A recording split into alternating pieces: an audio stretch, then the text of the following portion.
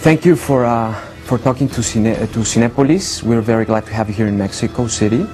How does it feel to have the power, although you're in film, to destroy and to create and to portray this thing that we probably imagine, but we're not able to put it in something? Well, you know, it's like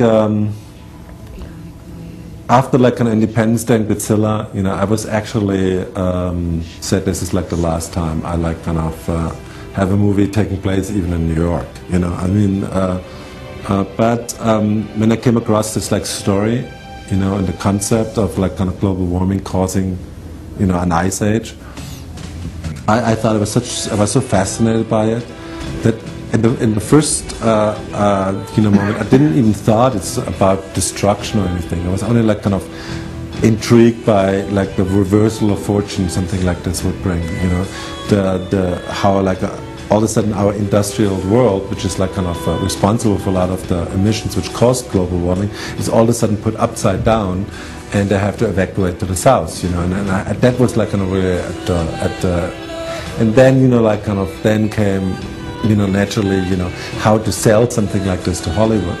And then I had to kind of make it as much seem like Independence Day as possible, in a way, you know, to trick them, you know, because the movie has a quite different ending than normally Hollywood movies have.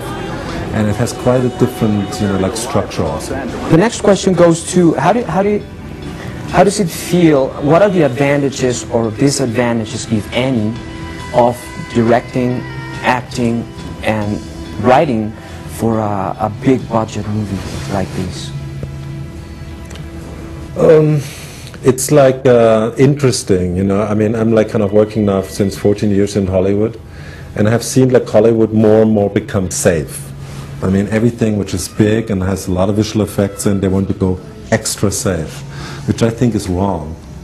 And that's also one of the reasons why I wanted to make this movie, because I thought the whole idea for me was like subversive, and because of that interesting, and it I think feels like different than any other like kind of summer movie this year, and I think that's like kind of its biggest strengths.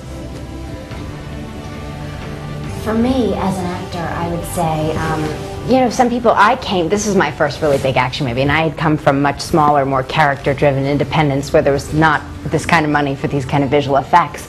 And I think there's a common misconception that you get to explore a lot more with the characters in smaller, more independent movies where you get to take risks. But I think that, you know, a lot of the times, because of the lack of money that you have to make the movie, you know, scenes end up getting cut in half. So I think that it's almost a luxury because you have the time and the money to explore within the characters in a bigger film.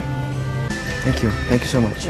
I'm Roland Emmerich. I'm the director of The Day After Tomorrow, and I send my greetings to Cinépolis. Hi, my name is Emmy Rossum. I'm in The Day After Tomorrow, and you're watching Cinépolis.